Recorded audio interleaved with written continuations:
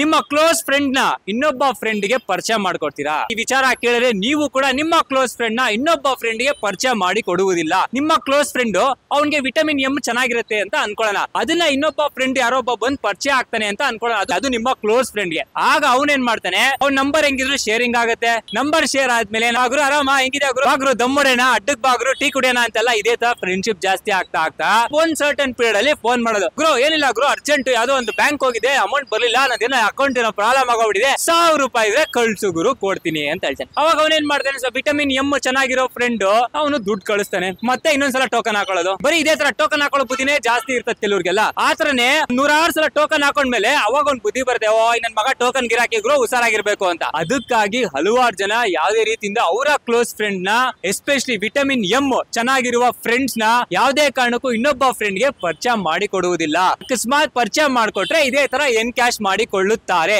ಅದ್ರಲ್ಲೂ ಏನಾದ್ರೂ ಆ ವ್ಯಕ್ತಿ ಹತ್ರ ಕಾರ್ ಇದ್ರೆ, ಗುರು ಅಲ್ಲೊಂದ್ ಪಾರ್ಟಿ ಐತೆ ಬಾಗುರು, ಅಲ್ಲೋಗ್ ಬರೋಣ, 2 ವೀಲರ್ ಇತ್ತು ಗುರು, ಲಾಂಗ್ ಡ್ರೈವ್ ಹೋಗೋಣ ಬಾಗುರು, ಹಿಂಗೆ ಬೇಕು ಅಂತ ತುಂಬಾ ಕ್ಲೋಸ್ ಫ್ರೆಂಡ್ ಆಗ್ಬಿಡೋದು. ಅದ್ರಲ್ಲೂ ಕ್ಲೋಸ್ ಫ್ರೆಂಡ್ ಆಗಿ ಯಾರು ಪರಿಚಯ ಮಾಡ್ಕೊಟ್ಟಿರ್ತಾನಲ್ಲ ಫ್ರೆಂಡ್, ಅವನ್ನೇ ನ್ಯೂಟ್ರಲ್ ಮಾಡ್ಬಿಟ್ಟು ಇವರಿಬ್ರು ಒಂದ್ ಆಗ್ಬಿಡೋದು. ಇದು ಎಷ್ಟೊಂದು ಫ್ರೆಂಡ್ಶಿಪ್ ಕೇಸಸ್ ಗಳು ಈ ತರ ಆಗೋಗ್ಬಿಟ್ಟಿದೆ. ಅದಕ್ಕಾಗಿ ಯಾರು ನಿಮಗ್ ಪರಿಚಯ ಮಾಡ್ಕೊಟ್ಟಿರ್ತಾರಲ್ಲ ಅವ್ರ ಥ್ರೂನೇ ಬರಂಗ್ ಇಟ್ಕೊಂಡ್ಬಿಡ್ಬೇಕು ಸಮ್ಟೈಮ್ಸ್ ಅಂತ ಹಂಗೆ ಅನ್ಸ್ಬಿಡುತ್ತೆ. ಕರೆಕ್ಟ್ ಅಲ್ವಾ? ಇವಾಗ ನಮ್ಮ ಕ್ಲೋಸ್ ಫ್ರೆಂಡ್ ನ ನಾವ್ ಇನ್ನೊಬ್ಬ ಫ್ರೆಂಡ್ ಪರಿಚಯ ಮಾಡ್ಕೊಟ್ಟಿರ್ತೀವಿ, ಇವನು ನಮ್ಮ ಕ್ಲೋಸ್ ಫ್ರೆಂಡ್ ಹತ್ರ ಮಾತಾಡ್ಬೇಕು ಅಂದ್ರೆ ನಮ್ ಥ್ರೂನೇ ಬರ್ಬೇಕು, ಹಂಗಾಗ್ಬೇಕು ಅನ್ಸುತ್ತೆ. ಒಮ್ಮೊಮ್ಮೆ ಏನು ಮಾಡಕ್ ಆಗಲ್ಲ, ಅವ್ರವರ ಫ್ರೀಕ್ವೆನ್ಸಿ ಮೇಲೆ ಹೊಟ್ಟೋಗ್ಬಿಡುತ್ತೆ, ಭಾವಗಳ ಮೇಲೆ ಹೋಗುತ್ತೆ. ಇದನ್ನ ಎನ್ಕ್ಯಾಶ್ ಮಾಡಿಕೊಳ್ಳೋರು ತುಂಬಾ ಜನ ಇದ್ದಾರೆ. ಸೊ ಈ ವಿಚಾರದ ಬಗ್ಗೆ ಪ್ರತಿಯೊಬ್ರು ಕೂಡ ಗಮನ ಹರಿಸಲೇಬೇಕಾಗುತ್ತೆ. ನಮ್ಮನ್ನ ಯಾರು ರೈಲ್ ಹತ್ತಿಸ್ಬಿಟ್ಟು ಮಾತಾಡ್ತಾರೆ, ಬಿಲ್ಡಪ್ ಕೊಟ್ಬಿಟ್ಟು ಮಾತಾಡ್ತಾರೆ, ಸ್ಟಾರ್ಟಿಂಗ್ ಗುರು ನೀನ್ ಸೂಪರ್ ಗುರು, ನಿನ್ ಹಿಡಿಯಕ್ ಆಗತ್ತಾ, ನೀನ್ ಟಾಪ್ ರೇಂಜ್ ಗುರು, ಅವ್ನ ಹಂಗೆ ಬಿಡುಗರು ಅಂದ್ಬಿಟ್ಟು ನಮ್ಮನ್ನ ಯಾರು ನಾವು ಪರಿಚಯ ಮಾಡ್ಕೊಂಡಿರ್ತೀವಲ್ಲ ನಮ್ಮನ್ನ ಇಗ್ನೋರು ಡಿಗ್ರೇಡ್ ಮಾಡ್ಬಿಟ್ಟು ಇವರಿಬ್ರು ಒಂದಾಗ್ಬಿಡ್ತಾರೆ. ಅದಕ್ಕೆ ಈ ತರ ಫ್ರೆಂಡ್ಶಿಪ್ ಅಲ್ಲಿ ಈ ತರ ಪರಿಚಯ ಮಾಡ್ಕೊಳ್ಳೋದು ದೊಡ್ಡ ತಪ್ಪು ಅನ್ಸ್ಬಿಡೋದು ಒಂದೊಂದ್ಸಲ. ಪ್ರತಿಯೊಬ್ರು ಕೂಡ ಈ ವಿಚಾರ ಎಕ್ಸ್ಪೀರಿಯನ್ಸ್ ಆಗೇ ಆಗಿರುತ್ತೆ. ಇನ್ನು ಹಲವಾರು ತನ ಎನ್ಕ್ಯಾಶ್ ಮಾಡಿಕೊಳ್ಳೋರು ತುಂಬಾ ಜನ ಇದ್ದಾರೆ. ಈ ವಿಚಾರ ಎಲ್ಲಾ ಅಡ್ಡದಲ್ಲೂ ನಡೆಯುತ್ತೆ, ಎಲ್ಲಾ ಫ್ರೆಂಡ್ಶಿಪ್ ಅಲ್ಲೂ ನಡಿಬಹುದು, ಹೇಳಕ್ ಆಗಲ್ಲ.